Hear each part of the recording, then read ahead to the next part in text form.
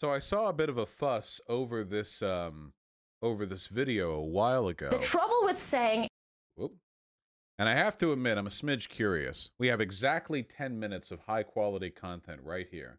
Anti-racist is code for anti-white, from Arielle Scarcella.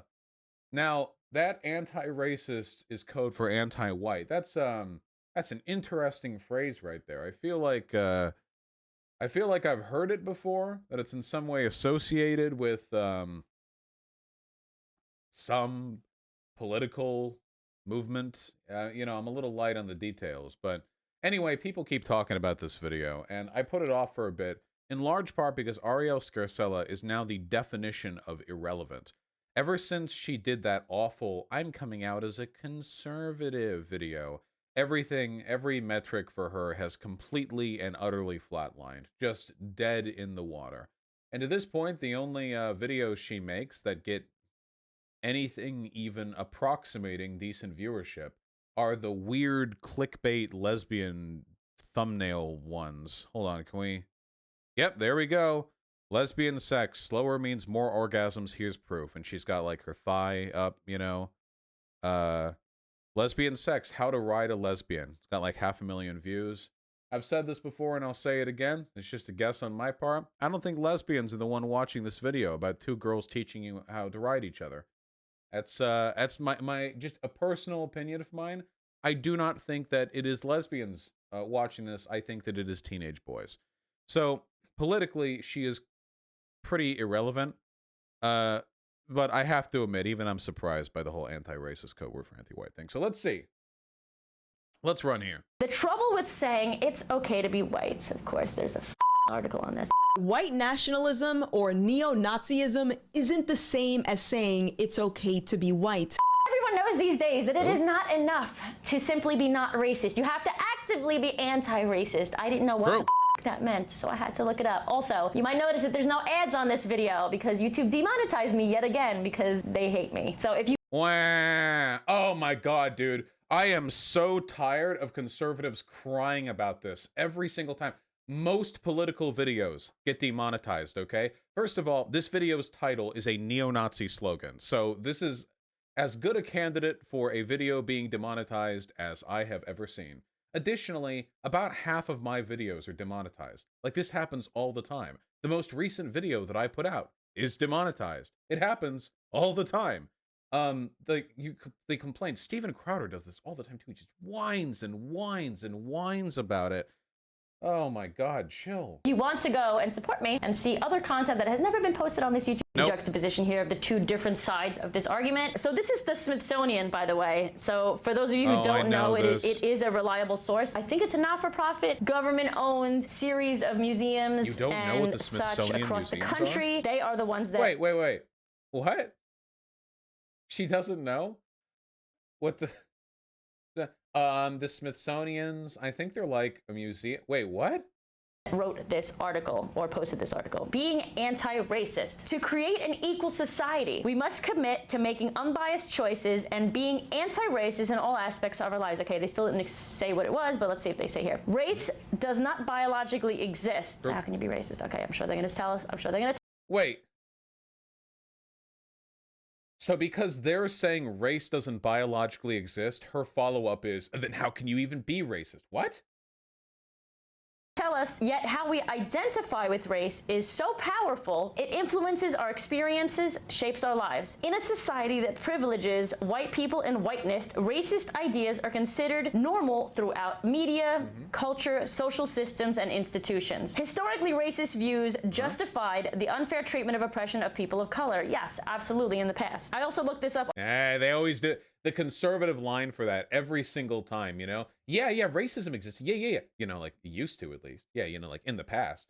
But then we passed the Civil Rights Act and it's all gone now. Never mind the fact that, the majority of Americans during the passage of the Civil Rights Act were still, openly racist. Never mind the fact that the protests which procured the passage of the Civil Rights Act were met with overwhelming resistance. And never mind the fact that the young people who were throwing rocks at Dr. Martin Luther King Jr. then are probably still alive today. You know, you know, whatever. It's in the past. Don't worry about it. On a number of different sites. Here is what I found. Being anti-racist is fighting against racism. Racism takes several forms of works, most often in tandem with at least one other form to reinforce racist ideas, behaviors, and policies. Types of racism are, we about to be educated. Okay, ready? Individual racism refers to the beliefs, attitudes, and actions of individuals that support or perpetuate racism. Is this whole thing just going to be her reading? The U.S. cultural narrative about racism typically focuses on individual racism and fails to recognize systemic racism. Okay, so individual racism basically is like what most people think of when they hear the term racist. Like anyone can be racist. That's what most of us think, right? Interpersonal racism. Oh God, there's like 10 different types of racism. Maybe we can check. Damn, it's almost like a really complicated sociological topic. Oh my God, there's like so much reading here. Yeah, it's the Smithsonian, and they're talking about a social topic. Yeah, it's gonna be a few words. All the boxes and be all the different types of racism. Interpersonal racism occurs between individuals. These are public expressions of racism, often involving slurs, biases, hateful words, or actions. Okay, I guess we could say that someone who is an individual racist might express themselves in a nasty way, and that's what interpersonal racism. Holy shit! Oh my God! She did it! She synthesized a topic! She took a piece of information from one, and then a piece of information from another one, and she used these two distinct pieces of information to come to a conclusion that was correct. That's incredible. Is this the turnaround? Are we bringing it together? Interpersonal racism is kind of like a verb. Institutional racism. These are discriminatory treatments, unfair policies, or biased practices based on race that result in inequitable outcomes for whites over people of color, blah, blah, blah, blah, blah. Okay, so the first two types of racism can be attributed to a person of any race, but the third type of racism can only affect people of color, right? So the reason for that is because when we're talking about systemic racism in the context of America, we're generally doing so with recognition of the sort of historical threads that led us to this point.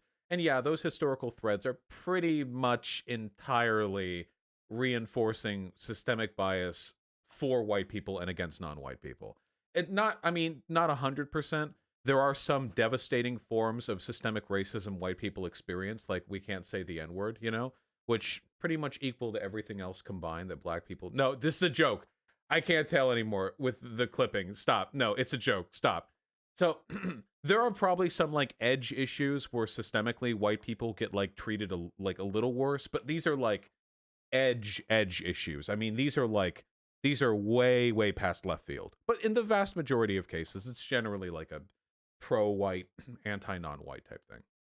Like, am I understanding that right so far? Just to make sure I'm following along. Structural racism is the overarching system of racial bias across institutions in society. These systems give privileges to white people, resulting in disadvantages to people of color. Example, stereotypes of people as criminals in mainstream movies, or stereotypes of people of color as criminals in mainstream movies and media. I don't know why she skipped the really clarifying element there, but and media. Okay, so if people of color are being portrayed as bad guys in movies, and that's considered structural racism, does that mean... Well, no, not bad guys, criminals.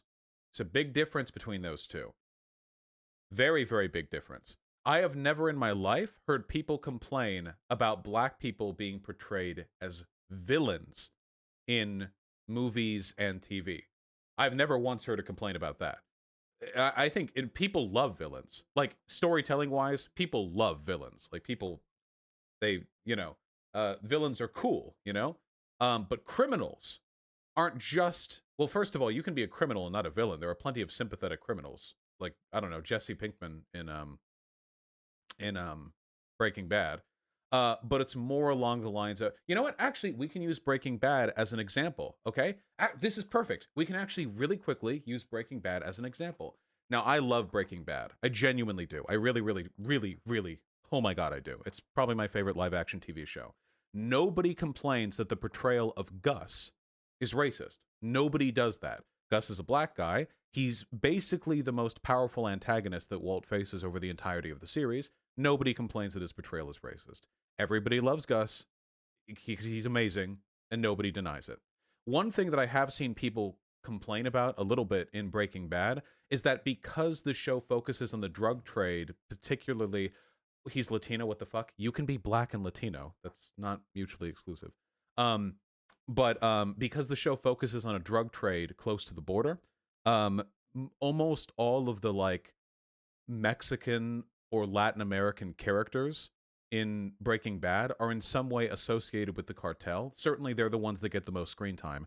And for that reason, like pretty much any time you see like a brown person in Breaking Bad and they have like a speaking role or some relevance to the story, they're probably going to be some flavor of criminal. Now, because we're dealing with the cartel here, that might be reflective or accurate in some way. I mean, the cartels are in Mexico. They're mostly Mexicans there. But I've seen some people criticize it, saying like that between that and the fact that in Breaking Bad they put this like piss yellow filter every time they're in Mexico, and we never see any shots of Mexico outside of like outside of the like cartel run areas, you know, that you could get the impression from watching Breaking Bad that Mexico is like an absolute hellhole from top to bottom, which it does have problems, not denying, but and that like Mexicans really are like controlling the, you know, the whole drug racket south of the border. The reality is more complicated than that. And again, this isn't even a real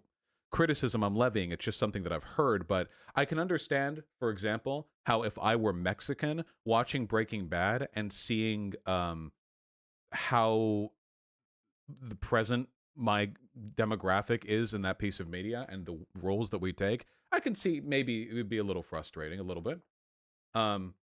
That's a light example I'm only throwing out there because I mentioned Breaking Bad. But yeah, criminal and villain are not the same thing.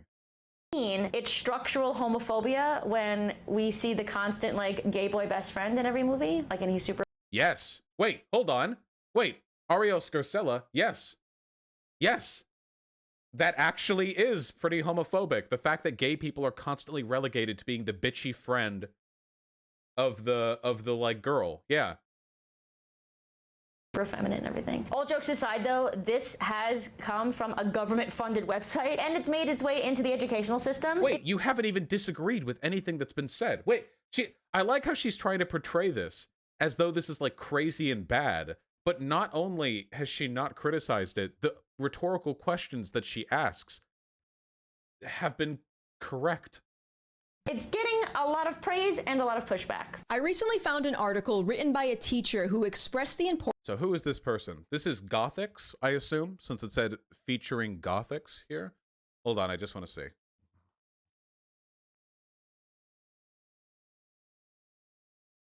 We have somebody.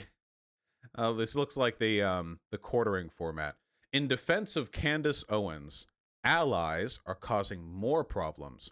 Are black people ready to talk about race hustlers? Yeah, okay. We know we know what, you know, what role this person's filling. Representation in woke Hollywood. Political correctness doesn't correct anything. Yeah, we know. We get it. It's all right. Now we know. It's funny because they look like an SJW, don't they? I mean, importance of critiquing the anti-racism ideology. He goes on to explain that while he originally supported Black Lives Matter, he's since become skeptical and no longer supports the movement. Anti-racism ideology is built on a specific premise. Racial disparities are the result of a... So this can be a really quick lesson. I can instantly see through this person's grift. It's actually really, really easy. When you are listening to a person speak, you should always be looking out for thought-terminating cliches and for ways of explaining ideas that are designed to beg the question or bait your impression of the subject. If you have a really good argument, you should be able to present that argument in its entirety without relying on constantly tipping the scale with your toe. Now, let's take a look at them from their introduction. I don't know pronouns, so I'll just say them, okay? To express the importance of critiquing the anti-racism ideology. Anti-racism ideology. Now, they say the anti-racism ideology, which gives it the feeling that there's some kind of cohesive, organized, you know, ideological hegemony to anti-racism. When in reality, all we're talking about here, all the Smithsonian article is talking about is Be aware of what racism is, and then don't do it. Pretty simple there. So the fact that she weights the statement, biases it, by presenting it in that way, it's indicative of the fact that they don't have an argument outside of their ability to attach, you know, spooky adjectives to the shit they're saying. He goes on to explain that while he originally supported Black Lives Matter, he's since become skeptical and no longer supports the movement. Putting fingers up, the movement, which is interesting because for something that they were willing to say is the ideology, now a movement surrounding it is dubious, something skeptically held. So that's kind of weird. Is it like an organized force, or is it not? Is it cohesive, or is it not? But it makes it sound scary, doesn't it? Like, you know, movement. Like, yeah, you feel like you're owning that idea right now. Movement, you know, you're blasting it out of the water. Anti-racism ideology is built on a specific premise. Racial disparities are the result of a white supremacist society. He goes on. That's a little bit intrinsic there. Existing racial disparities in America, broadly speaking, are a product of white supremacy in society, but to suggest that anti-racism on its whole is entirely oriented around that, which is what they're trying to do, implies that there's no conceivable way that white people could be the bias of a racist movement. But there are places around the world where the racial hierarchy is flipped. Not necessarily like black people destroying white people or whatever, but like in India, in China, in Japan, their racial hierarchies do not look like our racial hierarchies. And the reason for that is because every society has its own history with racial bias. So it's important to remember that. It's not like white people specifically are always and forever the ideological arbiters of bigotry. It's just in America, yeah, you know, it's just how it happened to be. To write that his discomfort stemmed from observing the insidious authoritarian pressure in many education systems to make insidious authoritarian pressure. Scary adjectives. We're going to get a lot of scary adjectives from this one. This person's training to be a Fox News consult. They can be the first. They can be like the SJW hire for Fox News in, you know, like 2037 or something. Like, look, we do present both sides of the story. We have a person with an undercut. Make sure they are not deemed racist. In some of the workshops he's attended, the ideas ranged from creating more diversity committees to paying employees of color more money for the invisible work that they do. And by the way, I'm just quoting what he wrote. He goes on to state that the new... I'm pretty sure... Wait, that's illegal, right? Were these just... Wait, hold on. The abstraction of these terms is pretty telling. So what he's saying is that he went to like a conference or he had meetings and these ideas were brought up. Were any of these ideas actually implemented? Were any of the ideas actually like substantiated through policy? Or is this person writing about like they literally just randomly heard some things? Like they just heard it, you know, like offhandedly. Because you could say that about anything. I could say, yeah, I went to the anime convention where I heard people talking about how rape is good. But what I actually did was I was going down the escalator and then going up the escalator on the other side. There was this one person talking about how, like, he loves a waifu so much he couldn't help himself. It was, like, one guy, and he smelled bad, and nobody likes him. And then I'm like, at Anime Expo, I was subjected to a bevel of pro-rape ideology. Like, you could do this about anything. This is one of the reasons why you should never, ever, ever, ever, ever, ever, ever, ever, ever get an understanding of a topic from people who speak this way. Their language is practically like the legalese version of "do not hold me accountable for these statements in court." Trendy definition of racism, prejudice plus power, aggressively calls for revolutionary dismantling of institutional structures. What? Conflating a lot of subjects here. That racism equals prejudice plus power thing is generally a sentiment held by liberals. But liberals aren't ones who advocate for revolutionarily dismantling structures. Again, we're playing fast and loose with these terms right here. Personally, I'm not a big fan of that phrase, the racism equals prejudice plus power. It's essentializing and it's very reductive, and I think it leads people down wrong conclusions pretty often. What this new wave of anti-racism is teaching people is that if you're not actively fighting racism, you're condoning it. He makes a great point when he says that this is causing students to not speak out against ideas they disagree with in fear of being labeled a racist. The same goes for people. Well, what ideas? Oh, hold on there. Wait, what ideas are we talking about right now? You know? My white friend Chadwick was in class, and the teacher said that race was a social construct, and now Chadwick knows about skull shapes, but if he spoke up, these woke ideologues would have authoritarianly called him racist. Like, depends on the ideas, right? And by the way, I want to say, it is the case that in university and in some other parts of life, sometimes people are a little bit too overzealous in fighting racism. They jump the gun a little bit. They end up getting a little bit essentialist, a little bit fucking annoying. That is a thing that happens. That has always happened, okay? And the minor irritation that you feel when people bring up overzealous solutions to racism is a billionth of the social harm that is actually done through racism, okay? Please keep that in mind. When you're like, oh, the world's being turned on its head, I can't even debate whether the lost cause is true without being called racist. It doesn't even come close to what racism actually does. And hey, you know what? Really easy way to immunize yourself against these criticisms is to actually, like, participate in the discourse a little bit. Because let me tell you, all right? Yeah, Vermin saying in chat, having been in sociology classrooms, okay? First of all, people say openly racist shit all the time. And second of all, there is active and loud debate on these subjects, okay? I went to a pretty woke university, and let me tell you, there are not people who are zipping their lip because they're afraid of the punitive social justice legion coming to slit their throat in their sleep. It is not gonna happen, okay? People talk about this all the time. This perception of this like 1984 telescreen viewing of American classrooms is just not accurate. It's not happening. People who speak out against, I feel like we're taking too long with this one, so we have to run through it. Okay, let's run through the new gender laws, like myself, being labeled transphobic, which is interesting. See, this is exactly what I mean, by the way. How are you supposed to take this person's word on whether or not racism is being fought when they're like, I can't even... What was the thing again? Speak out against the new gender laws, like myself, being labeled transphobic. I can't even speak out against the new gender laws without being labeled transphobic.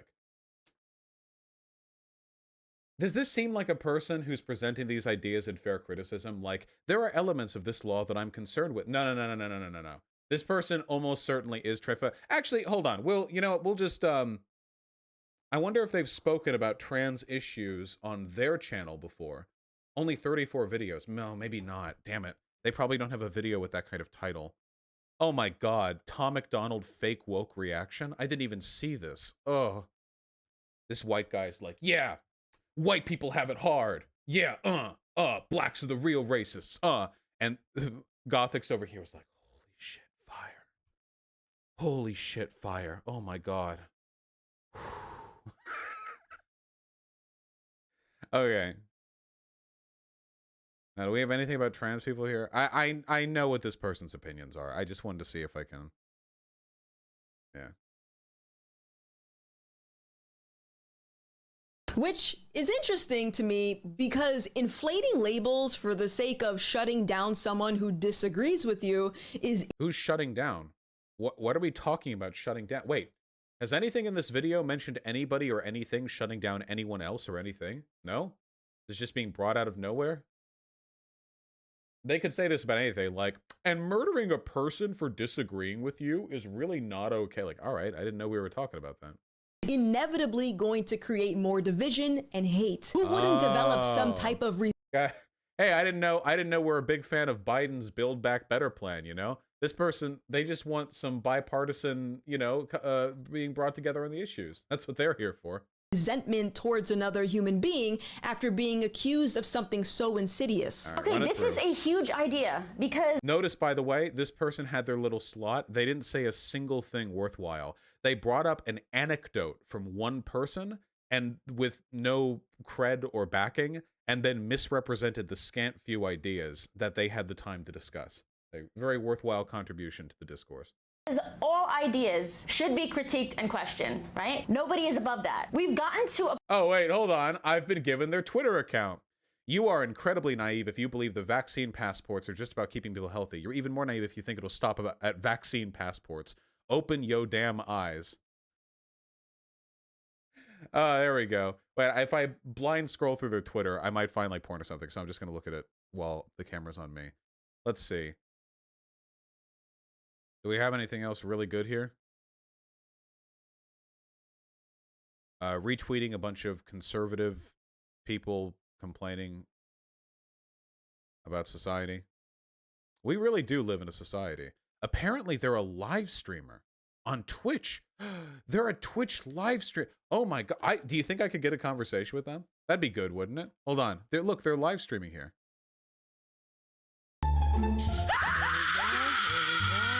Okay, there's some kind of spooky ghost game. You know.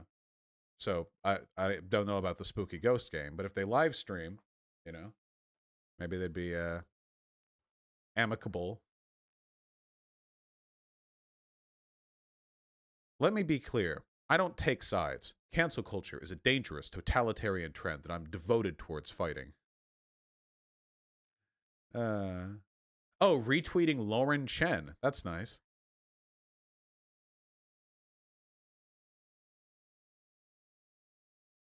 Not gonna lie, some days I wake up feeling dejected seeing progressives label mass amounts of people, including myself, as white supremacists or having white supremacist talking points, and then act confused when things are more tense and divided. Dude, this is my favorite bitch baby talking point from conservatives. I think it's so funny when they call me a racist and then they complain about social division. Like, okay. Very nice. I'll debate. I'll call you a white supremacist to your face. I don't even know enough about your positions. I'll just guess that you're a white supremacist, and then I'll substantiate it later. I'll post hoc justify my assessment of your character, and I'll be right, too. It's not hard to tell with you people. A point in society where if it is a black person or a trans person or a black trans disabled queer non-binary has one foot, we can't critique these people anymore. Anybody who is considered oppressed, we have to believe their narrative. You people meaning conservatives, you fucking weasels. Another quote from this person, or a trans person or a black trans disabled queer non-binary has one foot, we can't critique these people anymore. Anybody who is considered... What?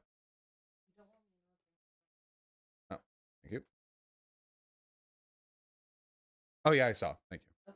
Oppressed. We have to believe their narrative. Another quote from this awesome article. Well-intentioned educators lack understanding in this ideology's origins. Anti-racism ideology is stemming from a kind of revised postmodernist philosophy, and from that, critical race theory. Postmodernists argue that there's no such thing as objective truth. Truth is merely a narrative held by the groups who hold the power in society. While postmodernism is a great literary lens in which to discuss different historical narratives, I am hoping that educators can see that this also brings with it dangerous consequences. And this is the most important sentence here. By objecting truth, we are now going to deny the scientific method.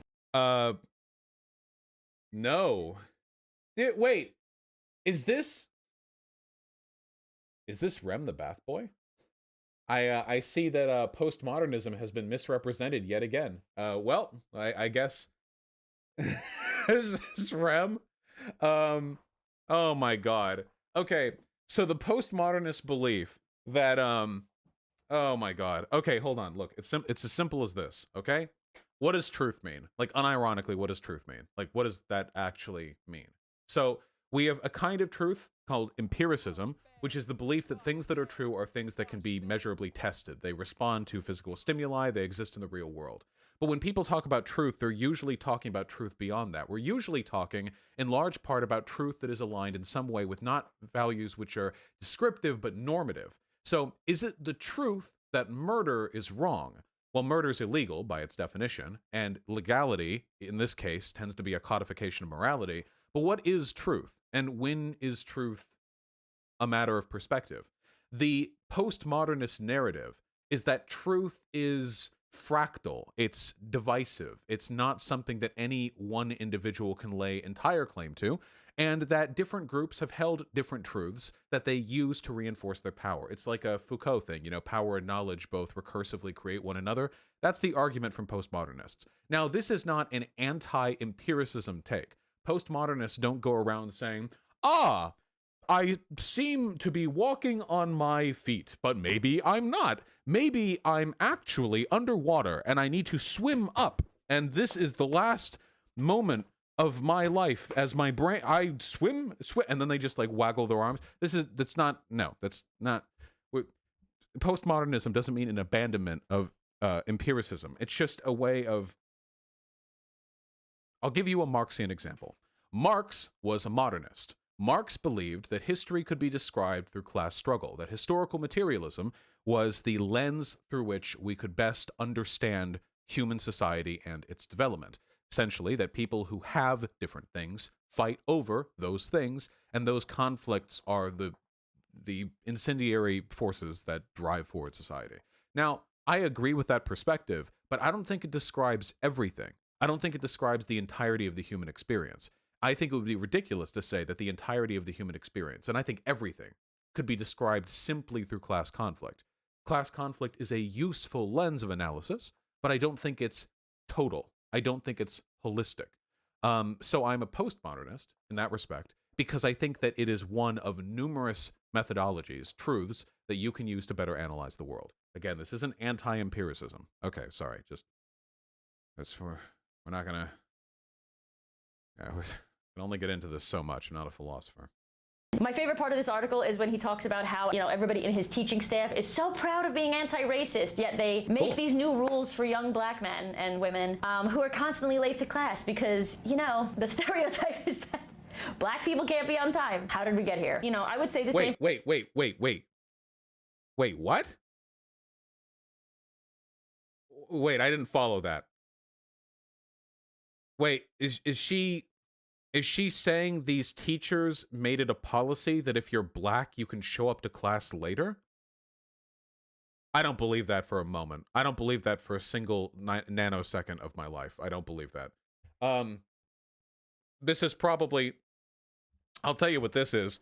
A black person showed up a little late, and the teacher was like, "Where were you?" And the guy was like, "I'm really sorry. The bus left early, so I had to catch the next one. My bad." And the teacher was like, "Oh yeah, okay. I know that bus can be super annoying. I'll let you slide this time. You're not late, okay? We're letting you slide." And some student, some white boy in that class, he got let through because he's black.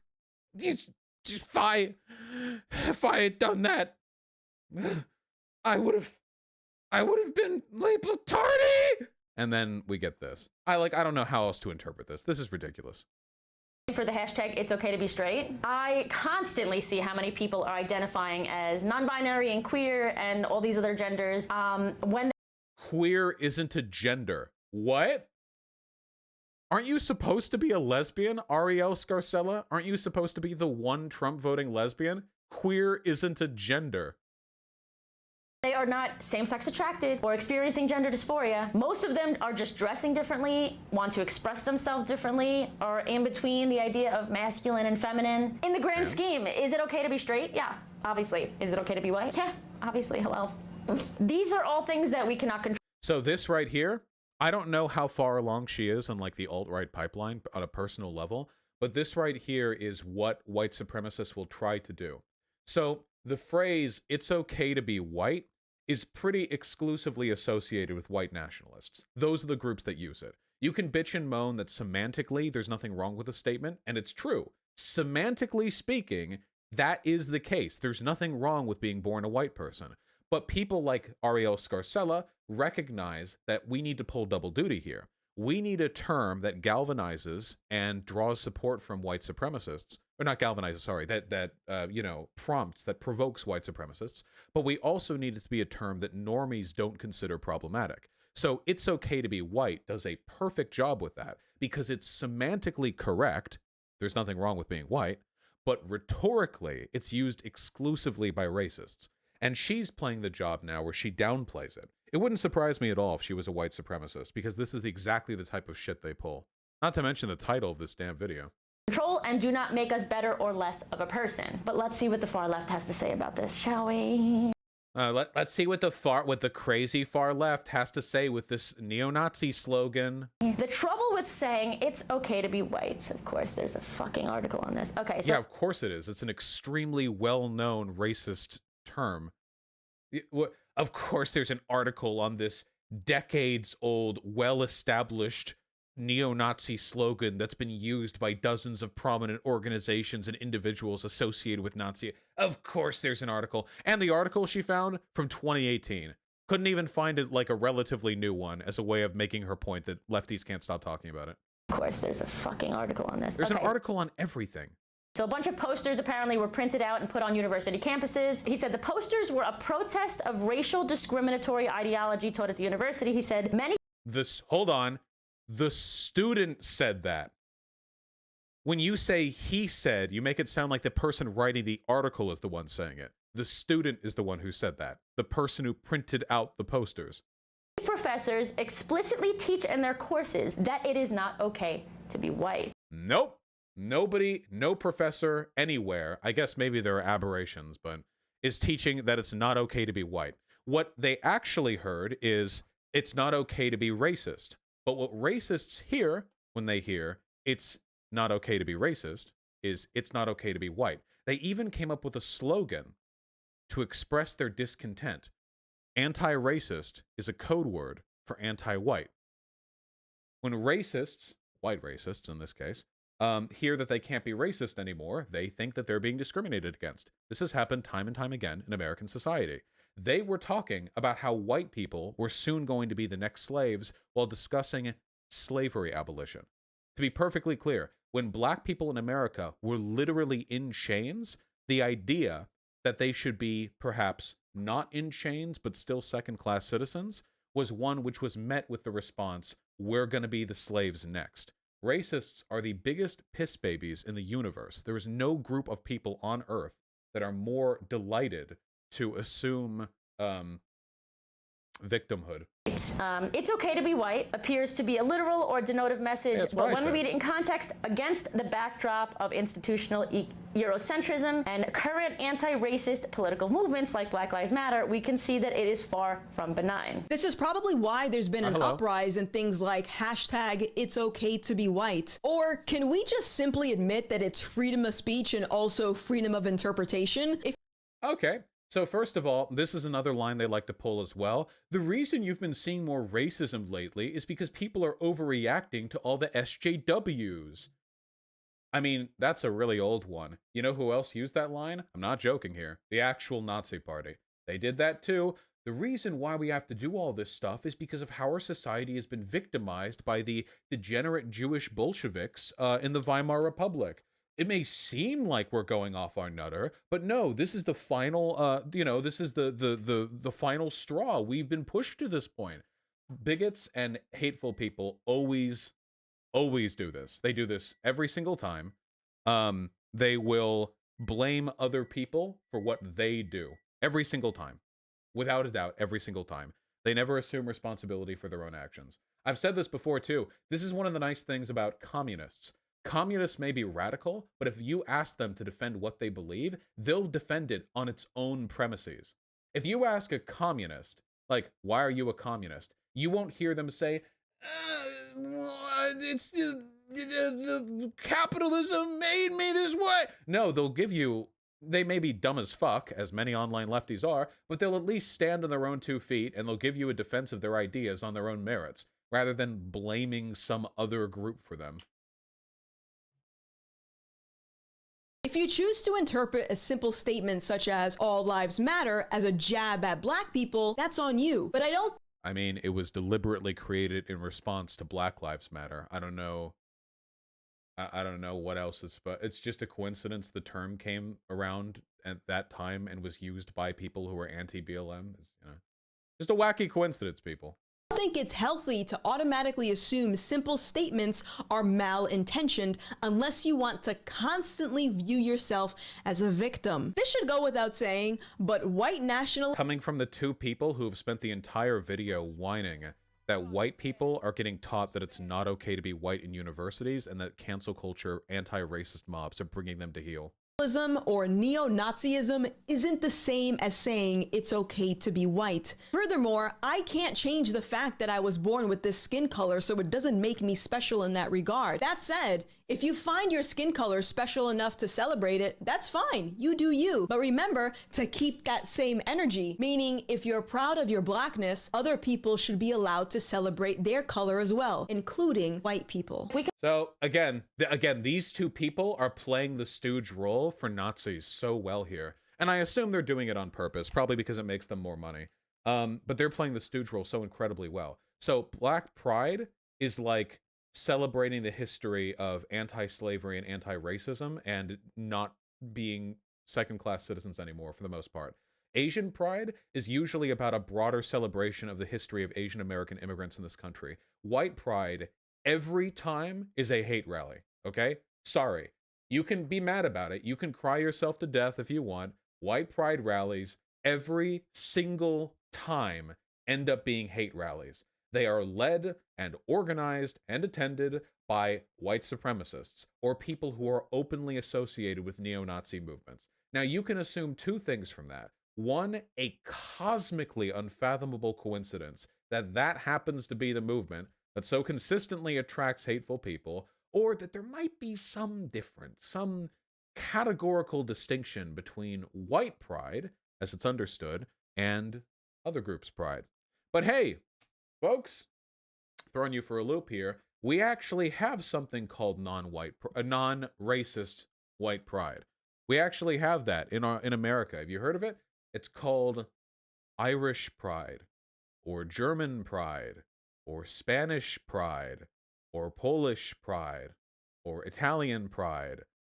We have events and organizations that are already dedicated to celebrating cultures from countries that are like majority white.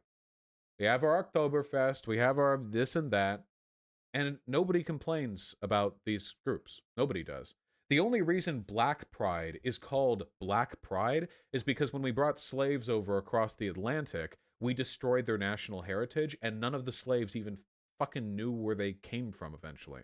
Like, all the slaves that we free ye back 150 years ago, it's not like we freed them and they were all like, yes, I am in America, but I'm actually a Nigerian citizen. No, we destroyed all of that. All they had was being black. Now, that they didn't have like a national or ethnic origin. Most black people in America, I doubt they know which parts of Africa their ancestors were brought over from. I sincerely doubt it, because it's not like we kept records on the slaves we brought over. That was a kindness we were, as it turns out, not willing to afford to the chattel, the human chattel that we were bringing over and occasionally dumping into the Atlantic whenever economically necessary. We just, we didn't go that extra mile. So we already have socially a willingness to celebrate what people might call like white culture, or at least elements of it. But white pride rallies are just held by bigots. Well, by the way, if you're a non-racist person and you're white, what would you go to a white pride rally for? What are you celebrating? Because if I ask a black person in America, why do you go to a black pride rally? They can tell me directly. History of black people in America, conquering second-class citizenship, Jim Crow, slavery, we're here. Yeah. Cool. So what would a non-racist white person celebrate there? Do they just go there and be like, we invented automobiles? Like, what, like, I'm not entirely sure. What's the cultural, like, heritage that's being celebrated there? I genuinely don't know. If you type in Google white pride rally, the first thing that comes up is the Charlottesville Unite the Right rally, which is pretty funny.